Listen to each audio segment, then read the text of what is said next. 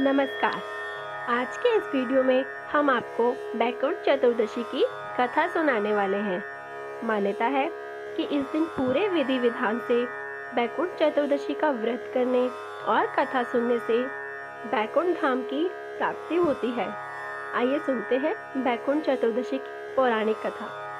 एक बार एक नगर में एक गरीब माँ बेटे रहते थे। वे दोनों भगवान विष्णु के परम भक्त थे और हर साल बैकुंठ चतुर्दशी का व्रत और कथा पूरे विधि विधान के साथ किया करते थे। माँ जंगल से लकड़ियाँ बीन कर लाती थी और शहर में बेचती थी, और बेटा, जिसका नाम भोला था, वे गांव में लोगों की गायें चराता और बदले में उन्हें जो ग्वाली मिलती उसी से वह अपना घर चलाते थे। एक बार भोला ने देखा कि एक गाय जो सुनहरे रंग की है, वह गाय उनकी गायों के बीच में रहती है और चारा चरती है, लेकिन वह गाय कहाँ से आती है और कहाँ चली जाती है, भोले को मालूम नहीं चलता था और ना ही उसे उस गाय की ग्वाली मिलती थी। तब एक दिन भोला ने इस बात का जिक्र अपनी माँ से किया। इस पर उसकी माँ ने कहा कि बेटा, संध्या के समय जब सभी गायें अपने मालिक के पास चली जाती हैं, तब तुम उस गाय के पीछे पीछे जाना।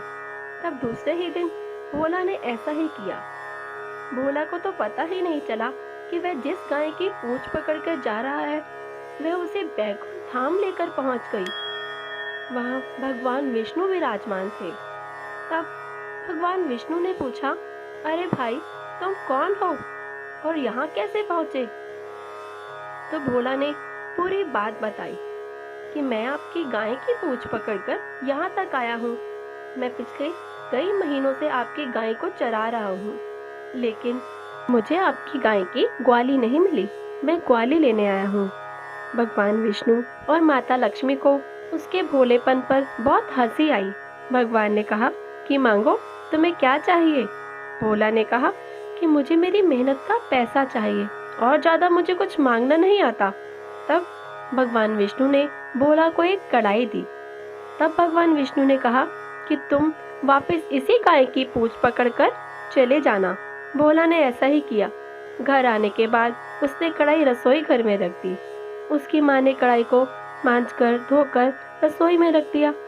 जब थोड़ी देर बाद उसकी माँ रसोई में खाना बनाने गई, तब उसने देखा कि रसोई में तरह तरह के पकवान रखे हुए थे।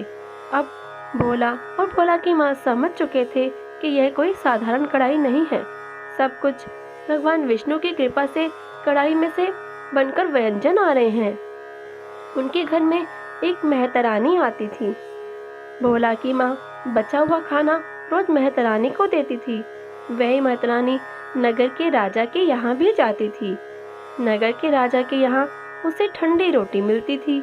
तब एक दिन मेहतरानी ने राजा की दासी से कहा कि मुझे आपके यहाँ से तो रोज ठंडी रोटी मिलती है, जबकि आपके इसी नगर के एक माँ बेटे से मुझे रोज उनके घर से लड्डू, जलेबी, बर्फी और तरह तरह के पकवान मिलते हैं। दासी ने यह बात राजा और रानी से कही। राजा ने मेहतरानी से पूरी बात पूछी। राजा ने सिपाही भेजकर भोला और भोला की माँ को राज दरबार में बुलाया और पूरी बात जाननी चाहिए। तब भोला ने पूरी बात बताई। राजा ने कहा कि यह कढ़ाई तो राज दरबार में होनी चाहिए। तब भोला को राजा का हुक्म मानना पड़ा और कढ़ाई राज दरबार में जमा करा दी गई। जब राजा के रसोइये ने राज दरबार में कढ़ाई रखी, तो उस कढ़ाई में से कुछ भी पकवान नहीं बने। राजा ने बोला कि तुमने कढ़ाई बदल ली है। इस कढ़ाई में से तो कुछ भी खाने का सामान बनकर नहीं आया है। तब भोला ने कहा कि राजा जी, यदि आपको विश्वास नहीं है तो आप इस कढ़ाई का चमत्कार मेरे साथ चलकर मेरे घर पर देखें। फिर राजा भोला के साथ उसके घर पर आए। जैसे ही भोला ने उस कढ़ाई को खाना बनाने के लिए रखा, तो उस कढ़ाई से तरह तरह के व्यंजन बनकर आ गए। अब तो राजा को भी पूरा विश्वास हो गया। तब राजा ने पूरे नगर में ढिंडोरा पिटवा दिया कि सभी बैकुंठ चतुर्दशी का व्रत और स्नान करेंगे। हे विष्णु भगवान, जैसे आप भोला पर प्रसन्न हुए, वैसे ही सभी पर प्रसन्न होना। कथा कहते सुनते और हुंकारा भरने वालों पर अपनी कृपा बनाए रखना। यदि आपको मेरी ये कथा पसंद आई तो आप इस कथा को लाइक करें और ज़्यादा से ज़्यादा शेयर करें। साथ ही मेरे YouTube चैनल को भी सब्सक्राइब करें और बेल आइकन को भी प्रेस करें। कथा को अंत तक सुनने के लिए धन्यवाद।